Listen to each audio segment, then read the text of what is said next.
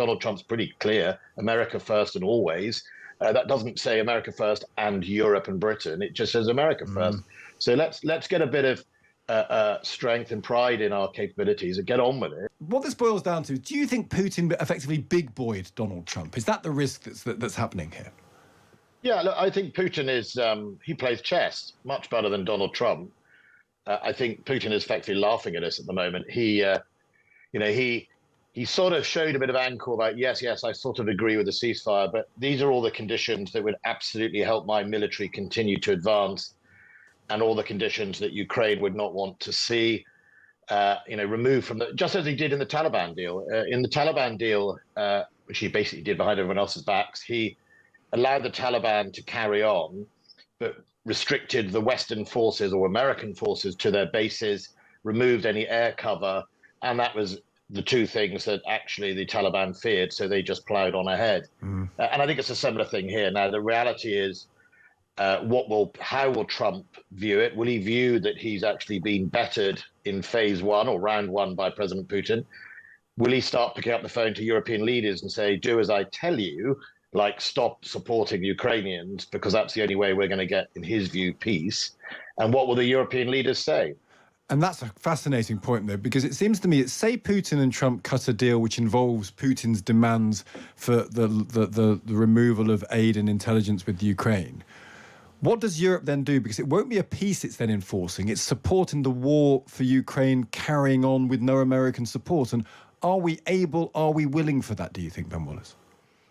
Well, I think the first point of call, and I've said it and others have said it all along, is Europe and Ukraine need to be in the room with Russia and America. And this sort of sideshow that goes on with Putin and America having lots of discussions without effectively the now de facto guarantor of Ukraine, which is Europe, and the United Kingdom being a big part of that, not being in the room, you won't get a deal that way. Ultimately, I think what needs to happen is all those four stakeholders need to be in that room, and Ukraine needs to be able to decide from a position of best it can from strength. But if Trump is about to learn that if you remove those people from those discussions, there's nothing to stop Estonia, Poland, United Kingdom carrying on with its support if that's what Ukraine requests it, and Ukraine will request it.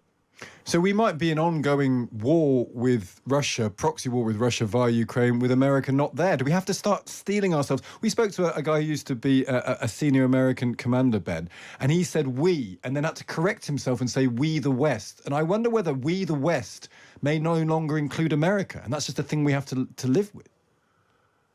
Yeah, look, I think that's the thing we not only have to live with, we have to prepare for. I mean, General Ben Hodges is a very wise and an expert in this field, a very good general, and he knows what he's talking about. He comes from the stable of having been the cornerstone of Europe's security when he was in NATO and a serving officer. And so he understands what's at stake. As he rightly said in his interview with you, was Europe has the ability if it wants to, but does it have the political will? And that's been the sort of, I suppose, campaign I've been on all along, which is, we see this government currently turning itself inside out of cutting welfare by 5 billion, which amounts to 1.6% of how much we spend on welfare, benefits, disability support.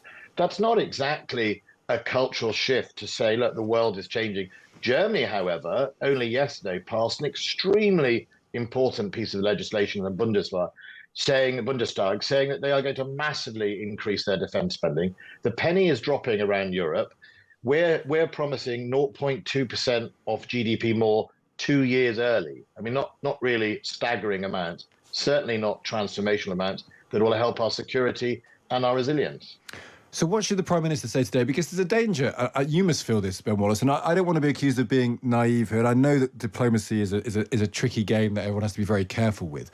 But it strikes me that whatever Trump does, however he botches these things, the first response of the UK is to suck up to him because of realpolitik. He's the most powerful man in the room. We can't ever get past that. But at some point, does the PM need to draw a line in the sand and say, well, let me tell you this. Whatever else happens, we will continue to give military and intelligence support to Ukraine? I think there are lots of ways to do that, and yes, but it does happen. It's not unheard of. I mean, often at a sort of lower level in either government or indeed in the military and intelligence, that we do stand up to the United States. We don't agree. I remember during the evacuation of Kabul, the US Defense Secretary Lloyd Austin then asked me not to evacuate some key people that we needed to evacuate. He didn't want us to do that. And I said, terribly sorry, but it's a different chain of command and we're going to do it. I noticed that when Donald Trump was threatening and did switch off, quote unquote, intelligence to Kyiv, which was pretty cruel, if you remember, before Russia had done anything. Sadly, parts of our system in the UK, I've been told, also switched it off. They were panicked because they thought, well, Americans switch it off, we better switch it off. And actually, that's not correct. We have some leverage in the game. Huge amounts of the US intelligence rely on British geography. We are not always an equal partner in the Five Eyes, but without British geography around the world, a lot of that intelligence wouldn't be generated. So we could, if we wanted, use our leverage, but for whatever reason, often we don't. And I think this is the turning point. Donald Trump's pretty clear: America first and always.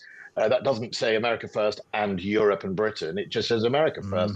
So let's get a bit of strength and pride in our capabilities and get on with it. And if we are requested by Ukraine to support them from a illegal invasion and totalitarian leader who, remember, used nerve agent on this street in the United Kingdom, then we should be open to do it. We should certainly have the options to do it. And I think Donald Trump needs to learn that if you're not in the room, e.g. Britain, Europe and Ukraine, how can you be making these deals? They won't stick.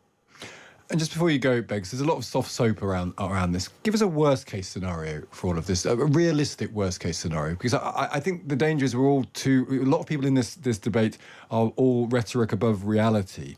I wonder if we need a bit of a dose of reality. What's the worst plausible case scenario in all of this? The worst-case scenario would be Donald Trump successfully bullies people in Europe to switch off support. Putin does what he has done for well over a decade, just keeps breaking his word, and then starts to invade again. And we already see allegedly forces massing by Sumy on the Russian border.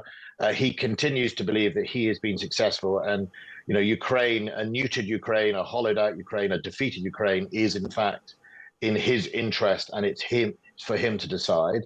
And Europe goes back to saying, oh, well, wasn't that sad? But we actually won't really spend any more money on our defense because that's now sorted. And we'll go back and Germany starts buying gas again from Russia and everything goes back to normal. And then if that happens, in Putin's own word, in his own essays, he'll be back for more. And we will be under-repaired, and the United States would have turned its back on Europe as well. So, Putin respects strength, but so does Donald Trump. And maybe we should show a bit of European strength, is what you're saying. Ben, it's always good to speak to you. I'm glad we got you back on a very clear line because it's important we hear from you today. Thanks for joining us. Thank you. It's Ben Wallace, the former Defence Secretary, knows his way around Trump's actions in both Afghanistan and Ukraine.